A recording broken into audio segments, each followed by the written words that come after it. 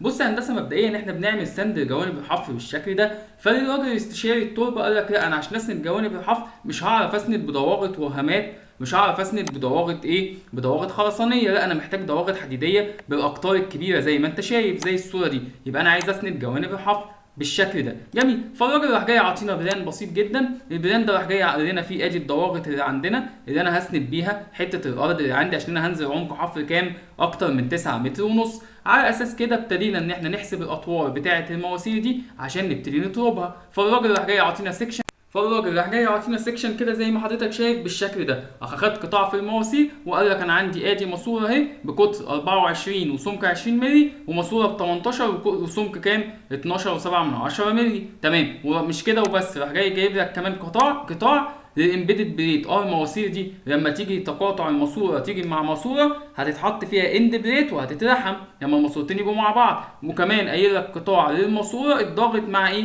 مع الهامه، عشان الهامه دي هامه خرسانيه، فبالتالي الضغط تقابل الضاغط مع الهامه قايل لك ايه؟ قايل لك هيبقى بالشكل ده. زي مثلا هنا يعني لو الهامه دي هامه خرسانيه فقايل لك كمان ان البليته دي الامبيدد بليت داخل جوه الخرسانه مسافه قد ايه ومتصل ازاي ايه بالضوابط. قايل لك كل حاجه. طب يا هندسه خلصني ما تتوهنيش، انا عايز اعرف ازاي اقدر احسب الماسوره. يلا بينا بالظبط. احنا جايين بمنتهى البساطه، عملنا جدول كتبنا فيه اطوال المواسير القطر الخارجي 18 بوصه، واطوال المواسير القطر الخارجي 28، لا دي مش بصه دي بوصه المفروض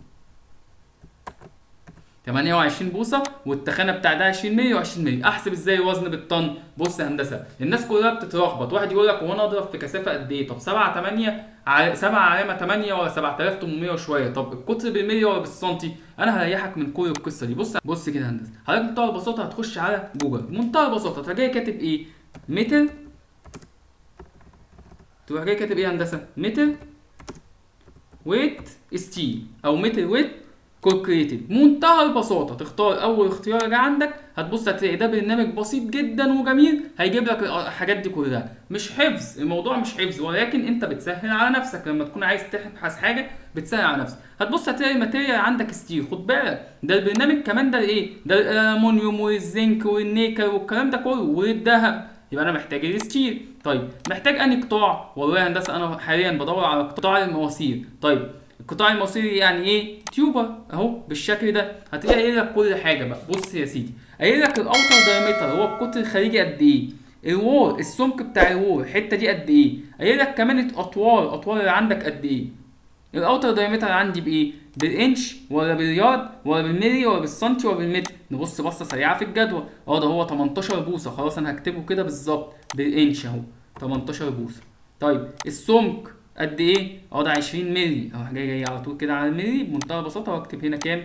20. الطول، انت عايز الطول قد ايه يا هندسه؟ تعال نحط الاطوال كلها مره واحده، نحط الاطوال كلها مره واحده. ممكن احسب الطول متر بس انا هحط ال 100 ايه؟ 164 مره واحده. بص بمنتهى البساطه قايل لك هي عباره عن كام؟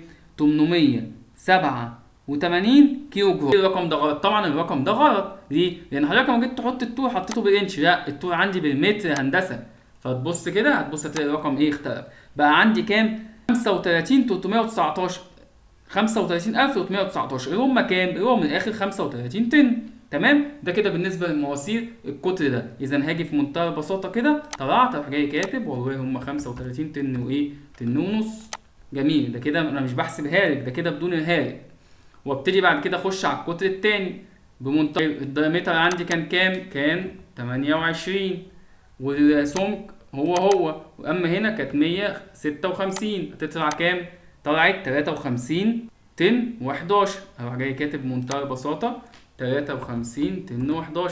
واحد يقول لي هو الرقم ده منطقي؟ طبعا منطقي، ان قطر البوصه بقت اكبر 28 وهكذا. طيب هندسه انت قلت لي ان المواسير دي لما تيجي بتتربط ببعض بايه؟ باند بليد، وكمان بتخش امبيدد بليد جوه الهامه الخرسانيه. فحتى تعال نبص على السكشن كده ونفهم الدنيا دي مع بعض. اذا انا عندي هنا اند بليد واند بليد مع قطر المواسير، وعندي كمان امبيدد بليد جوه في الهامه الخرسانيه. طب تعال نحسبهم، يلا بينا. حطيناهم في جدول بسيط كده بمنتهى البساطه. لقيت ان انا عندي اند بليد 90 في 90 في التخانه بتاعته 14 مللي، و65 و65 في التخانه بتاعتهم 12 مللي. انا ممكن احسبها بسهوله، ولكن انا عايز امرن نفسي ان انا يكون معايا برنامج اقدر اشتغل فيه بمنتهى البساطه والسرعه. خلاص يبقى انا هاجي على هنا ستير، اهو انا محتاج ستير. محتاج ايه بقى المره دي؟ محتاج باريتا. طيب قايل لك اهو ال في دبليو في تي. طب ال كام يا هندسه؟ السكنس عندي كام؟ يبقى السكنس بالملي اهو 14. حاضر يا باشمهندس.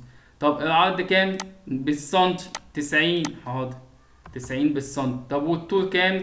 90 برضه بالسنتي اهو باريتا 90 بالسنتي. كالكوليشن هتبص تلاقي الباريتا دي وزنها كام؟ 89 كيلو. تقدر تجيبها بالطن؟ انت كده حسبت وزن باريتا واحده. طب عندي كام باريتا؟ هو انا مش كاتب هنا العدد، بس نفترض ان انا عندي مثلا 100 باريتا. خلاص خلصنا. يبقى انا عندي كام؟ 8900. يبقى 8 طن و900 كيلو. 8 طن و900 كيلو وهكذا. بيبقى ببساطه انا عندي برنامج جميل اقدر احسب منه كل حاجه. طب هندسه خد بالك، انت دلوقتي قاعد على اللابتوب وشغال والكلام ده كله. طب انا دلوقتي قاعد في الموقع مش عارف اعمل ايه. بمنتهى البساطه تقدر تحمله من بلاي ستور، هتلاقيه موجود اسمه ميتال ويت كالكوليشن. سلام.